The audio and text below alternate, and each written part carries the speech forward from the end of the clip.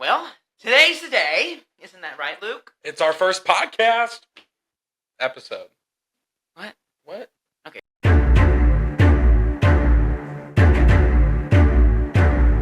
Today is the day that we are doing our podcast. America, we have a problem. I'm sure many of you watching at home or wherever you are, whether that be at school, on your car ride to somewhere, at work, what be it, you want to actively be a citizen of America. You know, we are fed this strong belief that if you disagree with someone, you should not at all continuously want to be social with them, you know? Right. And I think that's the problem in America right now. It is too messy, it is too hateful, and it is making, especially young people, like our generation, turned off. Right. By politics, by news. And I don't think many of us in our generation have access to New York Times, Washington Post, The Hill, whatever it is. People get their information from TikTok and stuff. Right. And our goal here is to come at where we're from. We're to come from where we are as people who deeply love politics, but not for the same reasons that many people believe, you know? Yeah.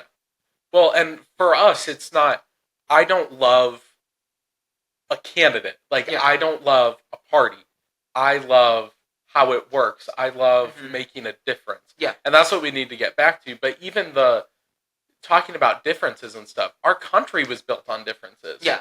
We debated how the country should work. Mm-hmm. We debated the Constitution. We had those debates. Yeah. And we're here because of it. So having those debates is a good problem. But the thing is, too, a lot of people our age do not know that. Right. Because, we were raised... I was born in 2005. And Me too. You were born in 2005. But we're a few months apart. Yeah. But we were born in an age of consistent hate towards different parties, you know? We were born at a time... Especially, I was able to grasp the concept of someone running for some sort of thing, which was Obama in 2008. Yeah, me too. But now, after, learning about politics and stuff, we hear about the scandal that he was born in Kenya and not an American citizen just because he was black, and they mispronounced his name. We're seeing that today with Kamala Harris. And I think there is this loss of empathy and understanding towards people who disagree on a lot of different issues.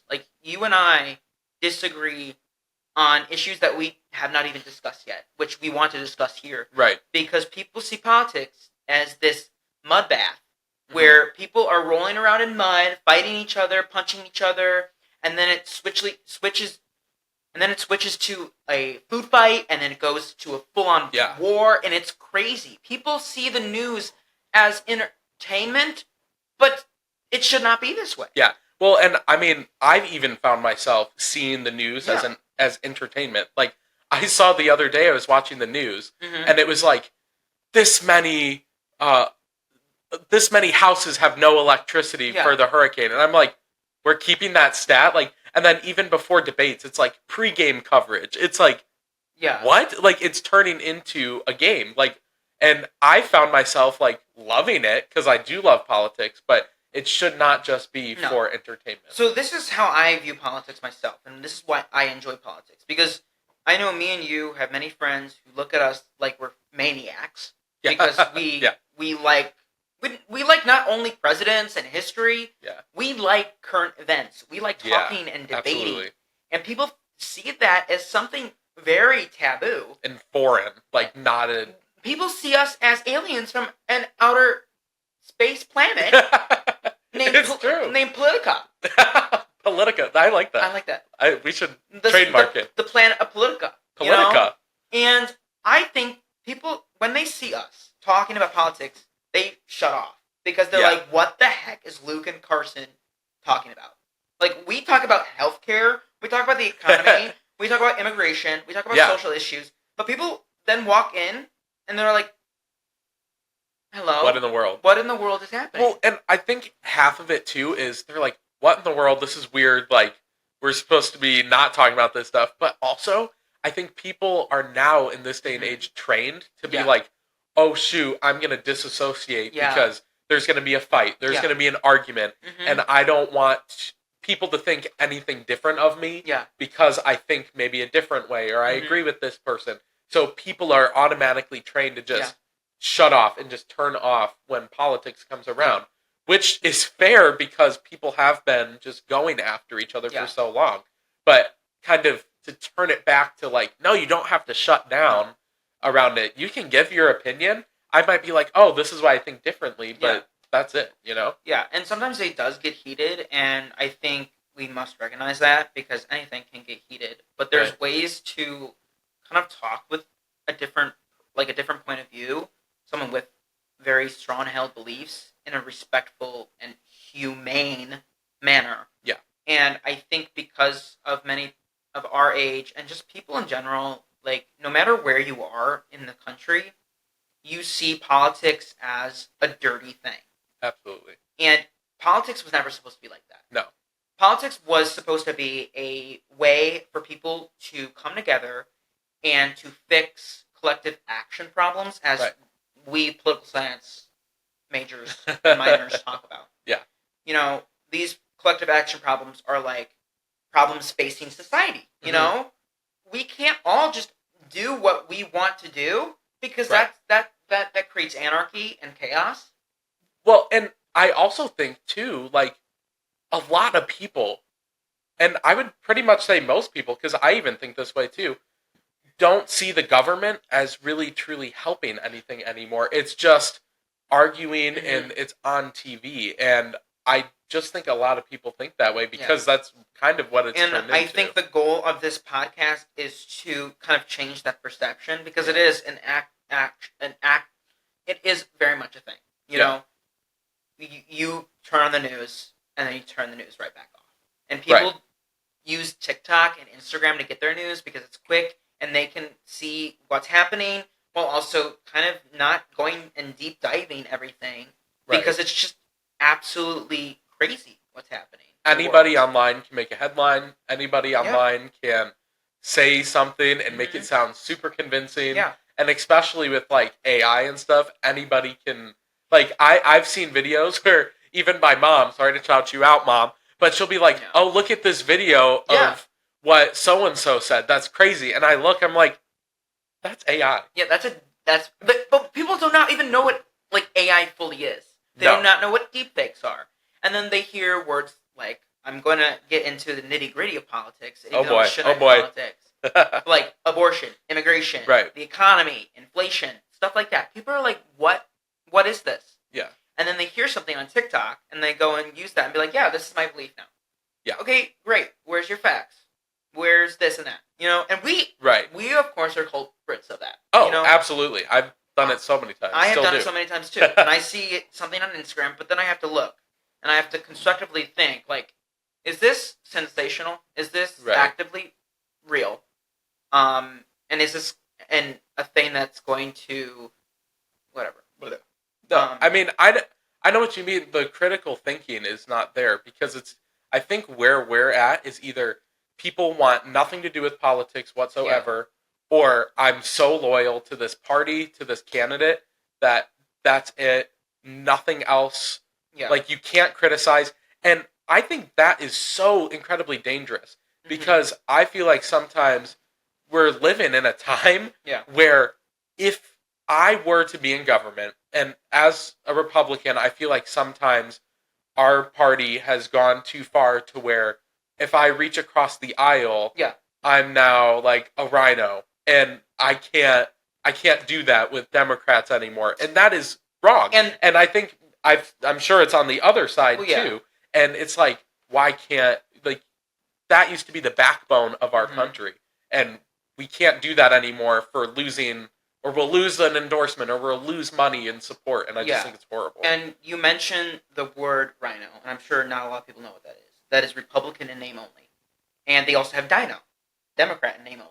Yeah. And we see different news channels that have, quote-unquote, different affiliations, and they go and say, like, well, so-and-so is a rhino, so-and-so is a dino. Yeah. Because they want to do something that is, quote-unquote, not a traditional Democrat or Republican thing. They want to work together with another individual. Yeah. For example, me and you have worked together on legislation in youth and government. Right. We disagree strongly on other issues. Yeah. But we agree on the same sentiments, whether that be climate change, whether that be this or that.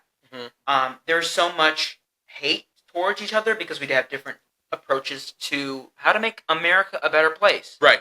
And I think, not to go off topic, but even within this last vice presidential debate, mm-hmm. I think I've heard a lot of reviews from it. Yeah. And the one thing that people took away were, whoa, like, they said, I agree with you on that point there. And it's gone to a point where it's like, if you say in a debate, well, I do agree with you on that point. It's like, then how are you running for this party? Yada, yada, yada. It's crazy. But it's like, no, you can agree on certain points, but you cannot agree on a lot of stuff. Yeah. And that is okay. Well, I think that's what was the foundation of America. Yeah. And there's so much issues in our country. And there has been so many issues throughout our nation's history, whether that be the crisis in terms of immigration, whether that be in terms of civil rights, civil liberties, voting rights, whether that be women's rights in terms of being able to own a credit card. People don't even know that women weren't even allowed to own a credit card until like after the 1970s. Yeah. Which is crazy. And I think people do not even want to research all this stuff because we see in the news how the world is so unbelievably crazy. Absolutely. And it's always been this crazy. There's no doubt about it. But because of the news, because of TikTok, because of just as technology grows, we can easily, with one click, access information. But people do not want to access information because of how ugly it is. Yeah. And I think sometimes your information is not going to support your agenda or your idea, and it makes you critically think. Now, and I just think we've been talking about it, but just that point of, I don't want to listen to something that's not going to agree with me, whether it's I don't want to be swayed, mm-hmm. or I don't want people to think that I'm doing something differently. That's not what that means. Just because you're looking at something or listening to an opposing view does not mean you have to believe it. Yeah. But it just is there to make you critically think. And also, like, there's this belief that liberals, who we'll discuss in further podcast episodes, because there's so much political terminology that people just are afraid to just We'll really deep dive. This is just a general idea. This is just a general idea. But the thing is I don't even know what I was saying. What was I saying? Something liberal. I don't know. Yeah, critical thinking. Yeah. So people see like liberal people, liberal individuals, liberal Americans, Democrats as the party of critical thinking, politically correctness. Yeah. And they see Republicans as the opposite. It's not true. No. Everyone needs to critically think. Everyone needs to be respectful, and it's not a dirty thing to be respectful. It's not. No. People say politically correct, and then people are like, what the heck does politically correct mean? There's no meaning to it anymore. No.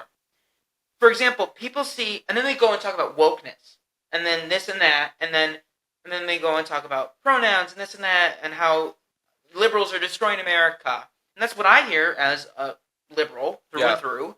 And I'm sure you hear it from the other side, how you are a fascist, how you are an anti-American because you believe this and this. But then we get called different names. Who cares? Who cares that I'm getting called a socialist?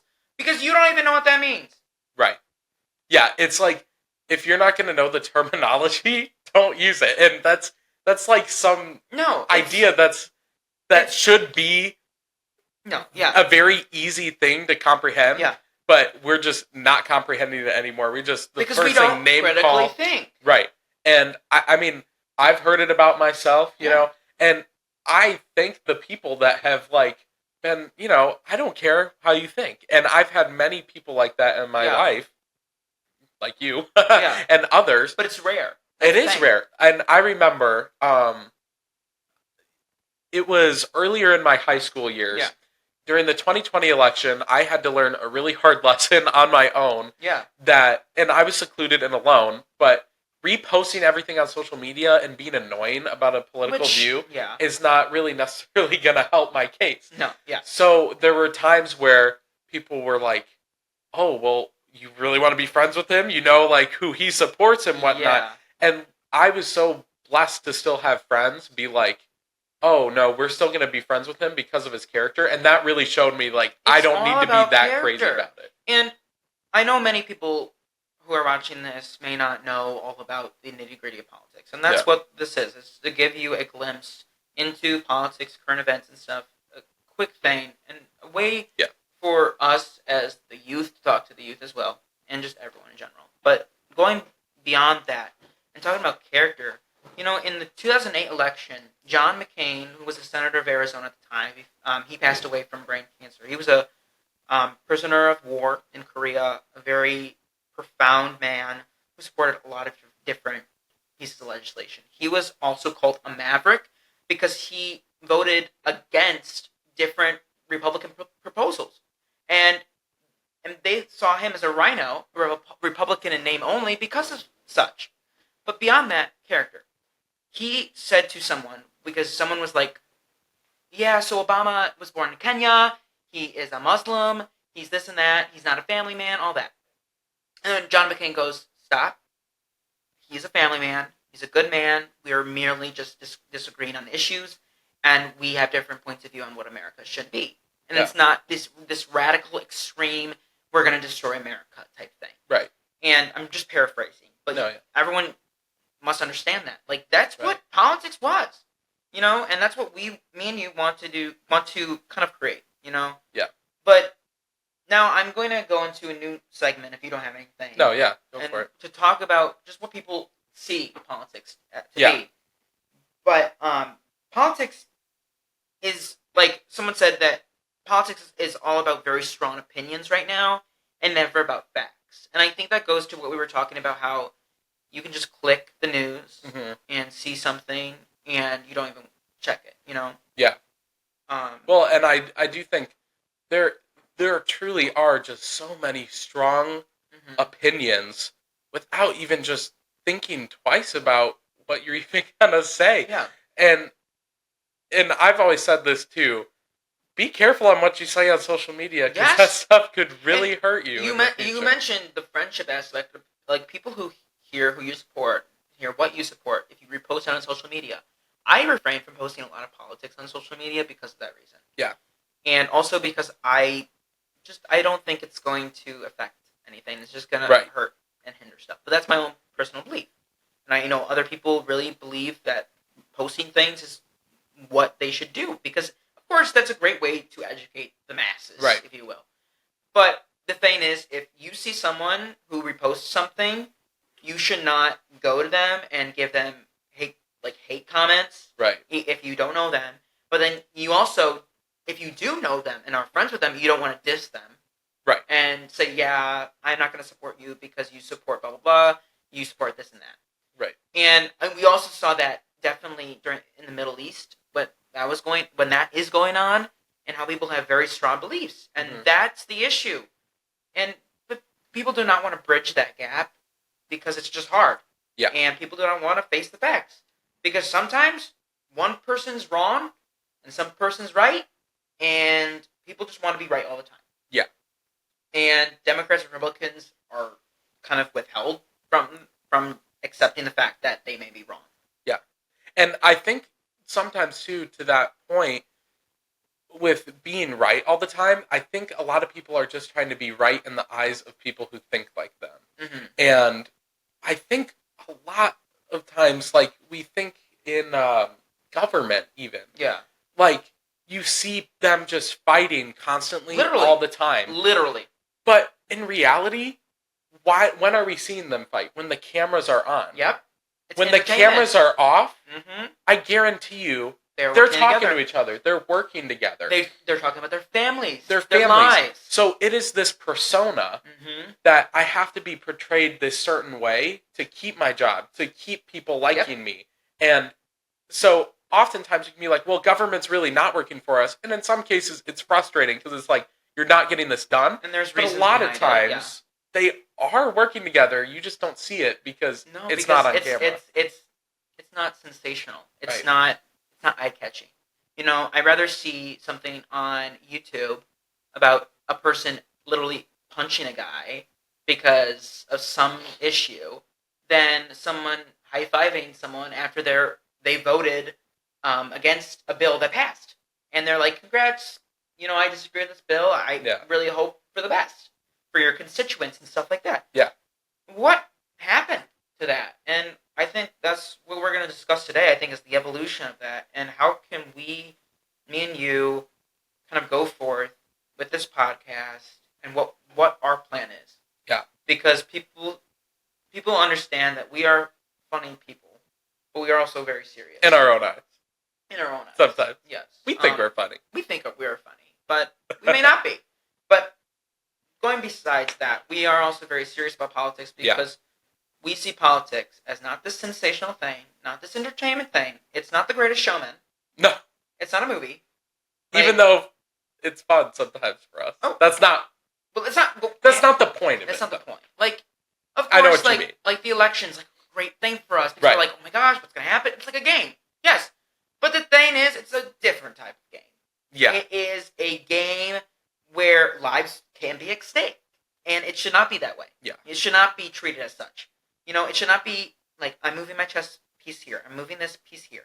It shouldn't be that way. Right. This is what politics should be. I disagree with you on this. I agree with you on this. I believe that this should happen. I believe this is the problem. Let's work together. Right. And it's not. Yeah. Because there's so many different issues in our country, but people do not want to look at the issue and root it out. And I think that is one of the biggest things, too. Looking at the issues, looking at the policy. Yeah.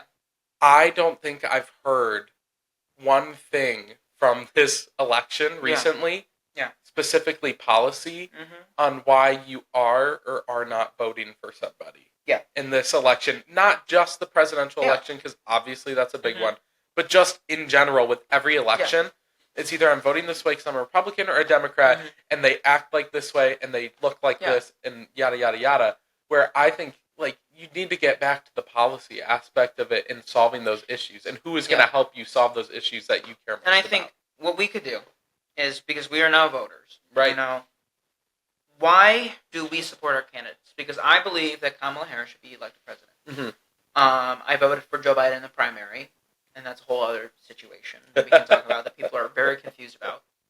But I'm going to start first with why do I think that Kamala Harris should be the next president? You know, I believe that the government should help people. I believe that currently we're facing many crises, whether that be the border, inflation, cost of living, and stuff like that. I see her policy, whether that be the $25,000 down payment assistance for first-time home buyers, the $6,000 tax credit for first-time families, and with the first year of the newborn's life, stuff like that. I also believe in character, and I believe that Kamala Harris is that steady leadership, very strong in character, and efficacious individual who can work with the other side to get stuff done. She was a prosecutor, which I commend, and I really think that would help her in communicating with people on different sides. She also always talks about how she's for the people. She's not for a party. She may be a Democrat, but that's because she closely aligns herself with the policies of the Democratic Party.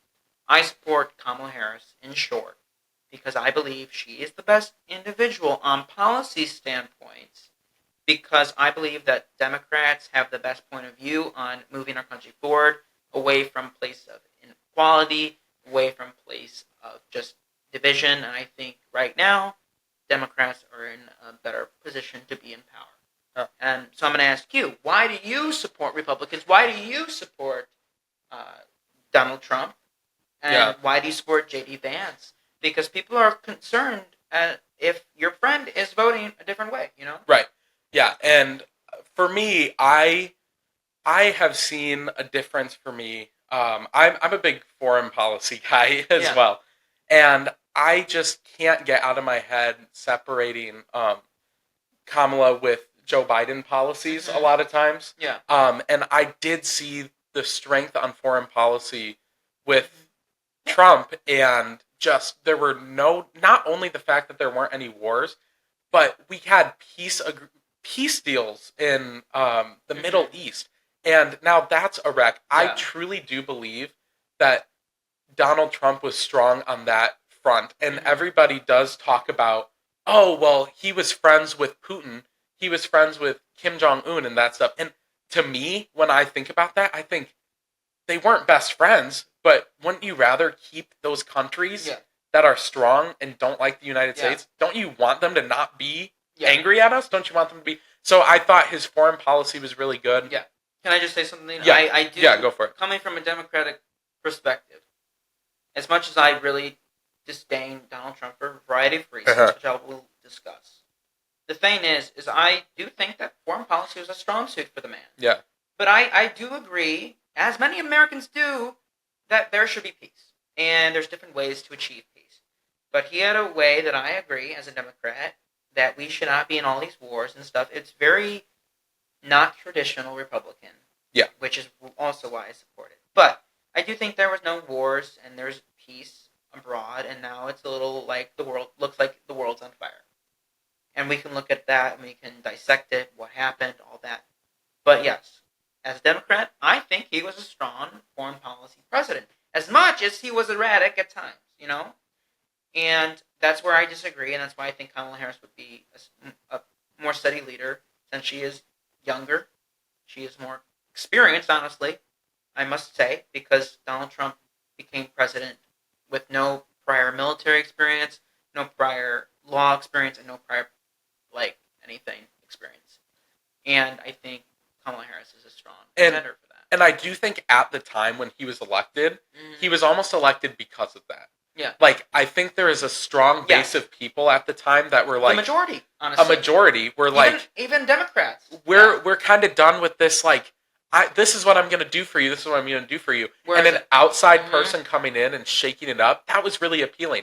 And so I do think, and I've talked about this before, I do think whether there's Trump wins or loses this election, for the Republican Party, it is definitely time to move on, absolutely, because there are some times where, maybe I don't agree with the way he goes about things. Yes. But for me, I have to be policy-based in those moments.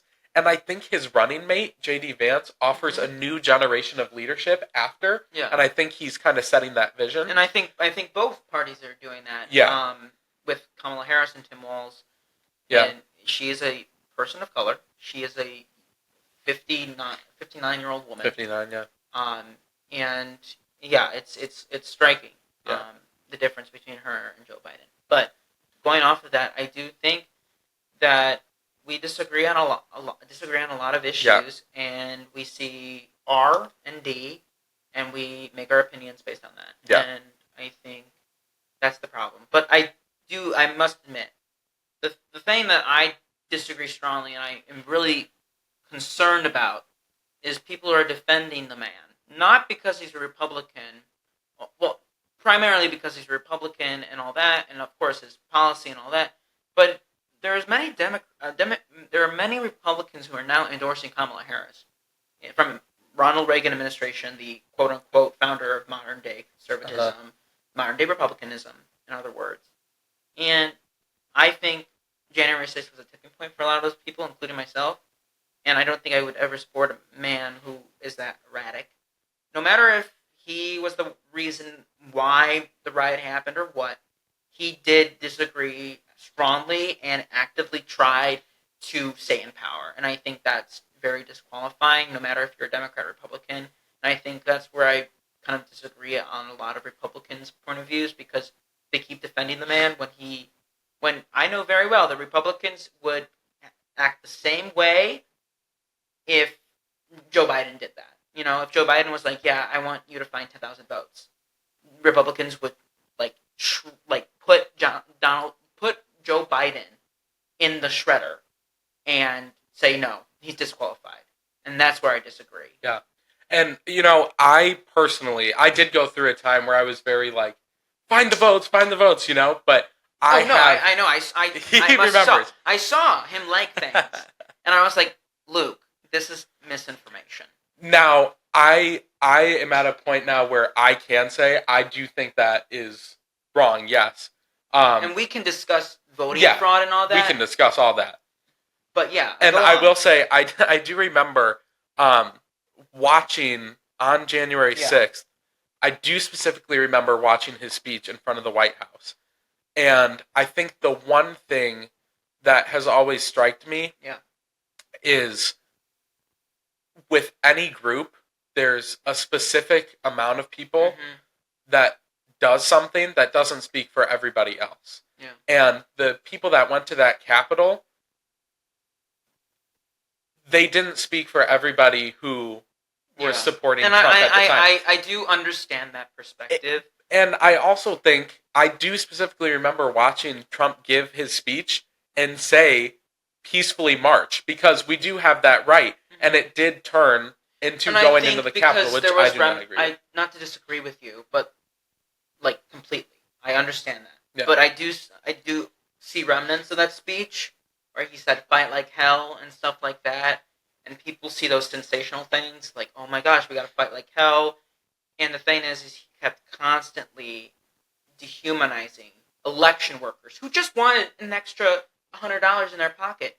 Secretary of State, including Republicans, who said, yeah, Joe Biden won this state by a very small amount of votes. Yeah. Does not mean it was stolen.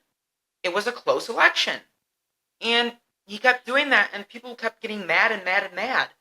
And protests happened, riots happened, and I think no matter the president, if one does that, I do not think that they should hold office. But I understand that you support the man because he is running for president, and he has policy, and he may be an erratic old man, but you agree on policy, and that's why a lot of people support Donald Trump. They may disagree with Donald Trump as a human being, but they want someone who will help them, and they see Donald Trump as that person. Well, I believe that it's not just character, it is policy, but I think Democrats are very strong on those policy elements, whether that be housing, economy, stuff like that. But I think that's why I'm really concerned with Republicans still supporting the man who's a January 6th. Well, and I also think, too, with that, thinking of who Donald Trump is, and we kind of talked about this when the cameras are on. Yeah. He needs to keep portraying the character. I truly believe that he, in his mind, needs to keep portraying this character of being this tough outsider who's going to shake things up, who's going to, like you said, fight like hell, be this strong guy, when in reality, he's not that honestly, and people may disagree with me on this, I don't think he is as crazy as people in the media portray him to be, because he needs to still be this character. Yes. To look like the Donald Trump that everybody knows. The level of craziness he is outside of the political arena, if you will, is debatable, but I do agree with the concept, because even like, no matter the politician, they spew rhetoric that will help their base. Absolutely. They will spew rhetoric that will help themselves get elected, help themselves get news headlines. For example, like people just screaming like falsehoods. Like people are like, there was the thing like that they're executing babies after they're born. That's factually inaccurate, but that was a way to get in the news conversation. Right. And I think that's the problem in America right now, and that's what's kind of making people turn off. No matter if you're 18 years old, ready to vote, no matter if you're an 80-year-old man ready to vote. Absolutely. I mean, no matter if you're a middle schooler like my sister, and I think that's what our podcast is about. And of course, we may say things like political terminology because that's who we are, but we want to use this outlet as a way to talk, to discuss, and to kind of grow together. Yeah. And I think ultimately, too, we just had a good conversation on two polarizing candidates to be the next president. Yep, and I still support Kamala, and you still support I still support Trump. And guess what? We still support each other as friends. Yeah. And that is where we need to get back to. Yeah. And I mean, this is the point of our podcast here, because that is the problem in this country. Yeah. Is if it was online or if it was anybody else, page or we would tear each other to shreds. You're wrong, you're wrong, you're wrong. But we just went back and forth in that conversation. Did I say you're ugly? You're a biatch? You're a booty butt? No. You're a fat ass? No, we didn't say that, and we didn't even plan to have that conversation. It just kind of happened, and we didn't plan any of this, but it just shows you that we believe in humanity. There it is. Like, we just showed you point blank, and that's what this podcast is. We're gonna look at the problems that all of you are looking in the news about, and we're gonna address them, and we're gonna give you some hope, a guiding light. Yeah. That there is light at the end of this dark American tunnel of ours, and no matter who wins this election, we want to make sure that we all have the information we need.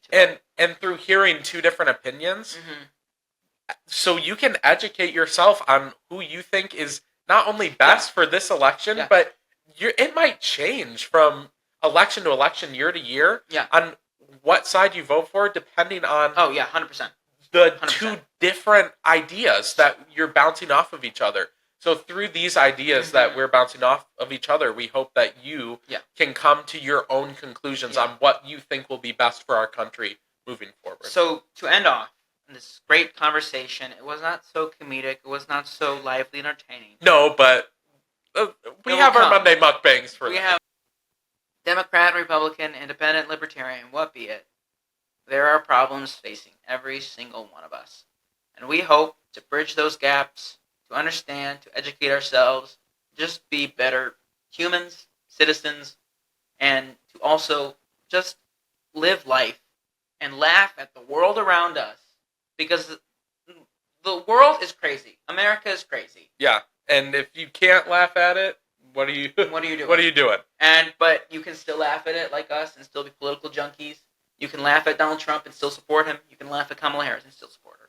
There's so much different nuances to it, and we hope to kind of educate and to bring a new conversation regarding politics and to end the stigma. And the divisiveness. Yes, and the vitriol and the hate, even though I absolutely hate the man next to me. Just kidding. I'm not. Thank you for listening. Thank you for listening to America, we have a problem.